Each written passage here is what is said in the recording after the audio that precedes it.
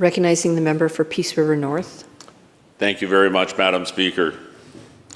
I rise today as an independent member of this House. That matters in this debate. I am not approaching Bill 9 from a party strategy perspective. I am not measuring it against partisan advantage. I am measuring it against a single standard. Does this legislation strengthen or weaken the public's ability to hold the government accountable?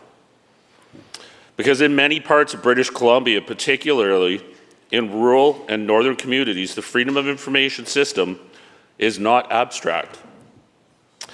It is not academic. It is only, or is often, the only meaningful tool that ordinary people have to get answers from institutions that feel very, very far away. When you live in Fort St. John or Fort Nelson's, decisions made in Victoria can feel distant, sometimes disconnected. When hospital services change, when energy project is delayed, when regulatory bodies make a determination that affects someone's livelihood, people want to know why. And when phone calls do not return answers and emails generate automated responses, they file an FOI request. That request is not an attack. It is a request for clarity. That is what this legislation governs. So when I look at Bill 9, I look beyond the language of modernization and administrative efficiency. I look at the substance, and I see several changes that deserve very careful consideration. First, the change from responding without delay to responding without unreasonable delay. Some may consider that minor wording, but legislative language shapes institutional culture. Without delay establishes a clear expectation. Unreasonable delay introduces interpretation. And interpretation, more often than not, favors the institution over the individual. When government timelines are already a source of frustration for many British Columbians, lowering the clarity of that obligation raises legitimate concerns. Second, the bill expands the authority to disregard requests where responding would interfere with operations, including the operations of the government of British Columbia. That is broad language.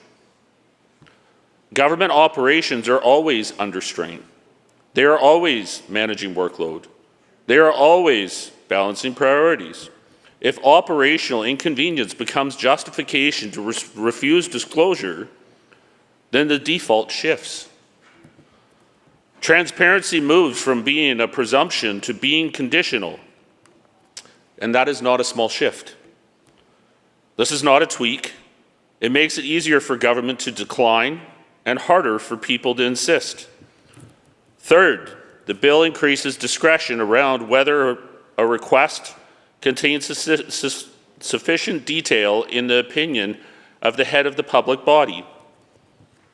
In the opinion of. Discretion accumulates over time. Each expansion of discretionary authority may seem minor in isolation. But together they shift the balance of power, and that balance matters because the Freedom of Information system exists to rebalance power. It exists because the government holds information that the public has the right to see. When the right becomes increasingly subject to interpretation, confidence erodes. I also want to address something broader. In rural and northern communities, trust in institutions is not automatic. It must be earned and maintained. People already feel that decisions are centralized. They already feel that policy is developed far from consequences it creates. The FOI process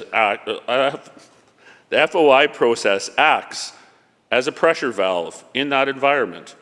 It allows citizens to say, show me the record, show me the reasoning, let me understand what happened.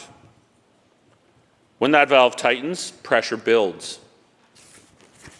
This is about whether access to information is the right in practice or only in principle. It is about the health of our democratic institutions. If the FOI system is strained, then why should we ask why? Or then we should ask why. If it is under-resourced, are records poorly organized? Is documentation inconsistent?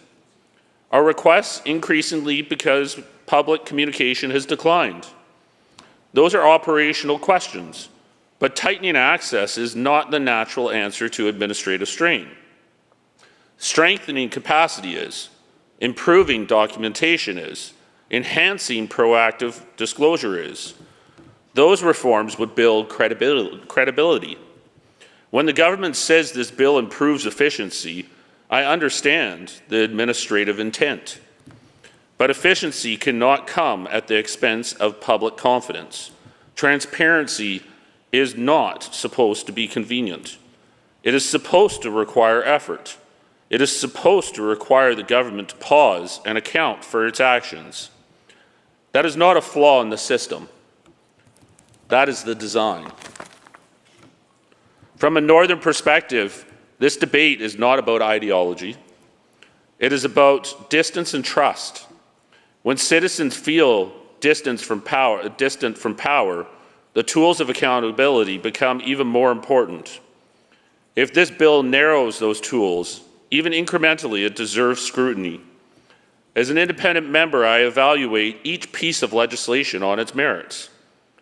I do believe that when reforms to access to information laws are proposed, the burden is on the government to demonstrate that access is being strengthened, not softened. At minimum, we should ensure that response standards are clear and measurable. Refusal powers are narrow and well-defined. Discretion is limited, not expanded. Public reporting on delays and refusals is transparent.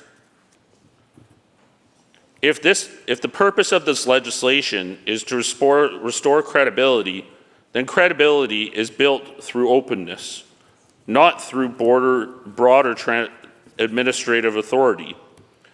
In closing, Madam Speaker, I return to the standard in which I began with. Does this strengthen accountability?